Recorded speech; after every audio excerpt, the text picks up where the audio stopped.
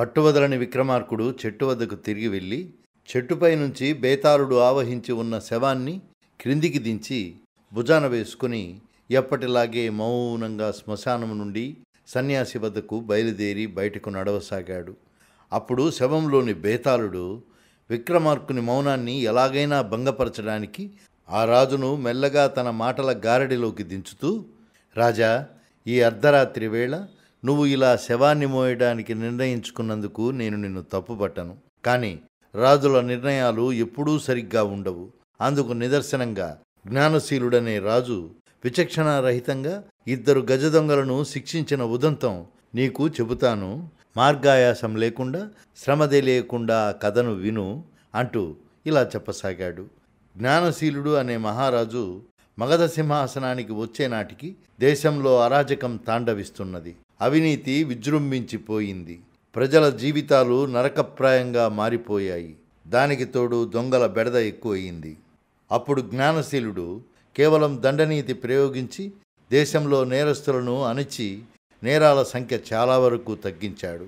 అలా ప్రజల జీవితం ఒక దారికి వచ్చింది. కానీ జ్ఞానశీలుడు కృషి పూర్తిగా ఫలించలేదు.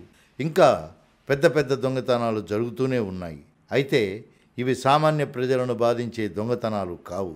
దోపిడీ అవుతున్న వాళ్ళు శ్రీమంతులు. శ్రీమంతులను కొల్లగొట్టిన ధనం నిరుపేదలకు దానం చేయబడుతున్నట్లు రాజుకు తెలియవచ్చింది.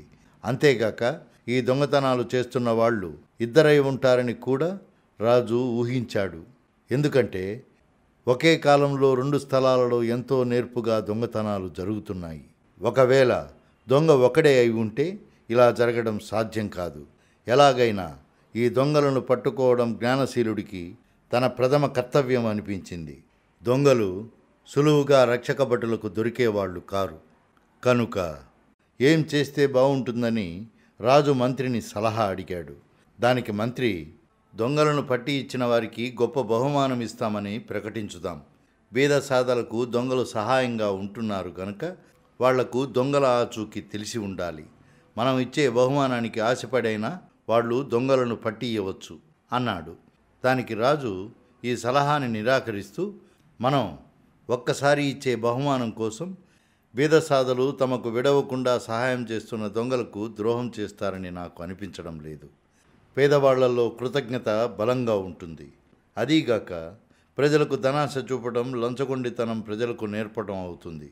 దానితో పాటు మనమై దొంగలను పట్టుకోలేమని లోకానికి వెల్లడి చేయడం అవుతుంది. పేదలు దొంగలను ఎలాగూ పట్టి ఇవ్వరు. ఇక ధనికులు పట్టుకోలేరు. పట్టగలిగితే ఈ దొంగతనాలు ఇంత విశృంఖలంగా సాగవు. ప్రజల క్షేమం కోరి ఎన్నో పనులు చేశాను. దొంగలను పట్టడం కూడా నా స్వశక్తితోనే జరగాలి అన్నాడు. మహారాజా, మరిప్పుడేం చేద్దాం అన్నాడు మంత్రి.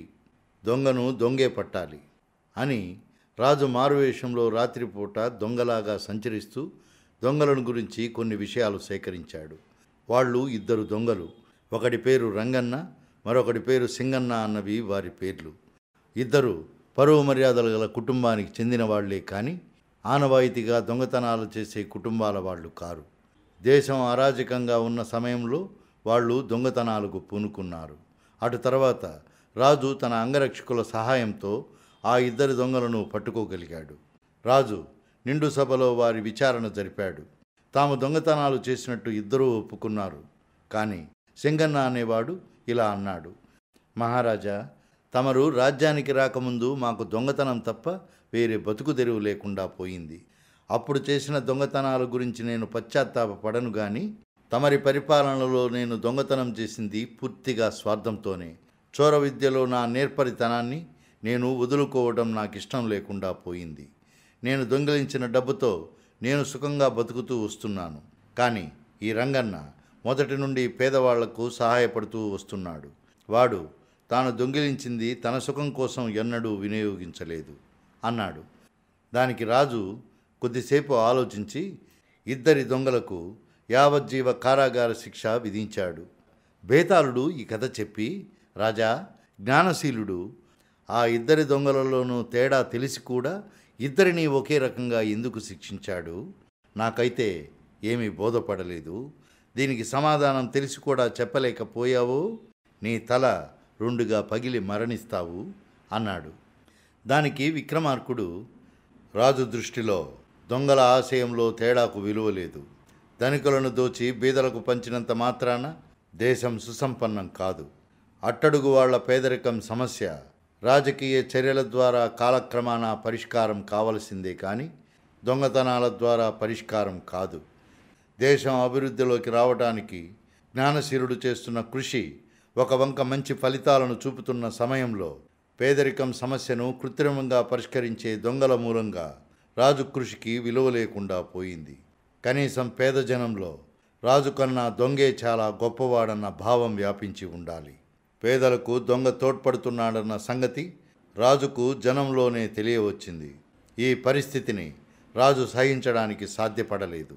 అందుచేత రాజు ఆ ఇద్దరి దొంగలను ఒకే విధంగా శిక్షించడం సరి అయిన నిర్ణయమే అన్నాడు.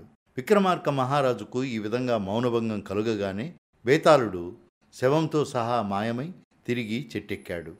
ఈ వీడియో మీకు నచ్చినట్లయితే లైక్ చేయండి లేదా షేర్ చేయండి. రెగ్యులర్ అప్డేట్ వీడియోస్ కావాలంటే మాత్రం నా ఛానల్ని తప్పకుండా సబ్స్క్రైబ్ చేయండి.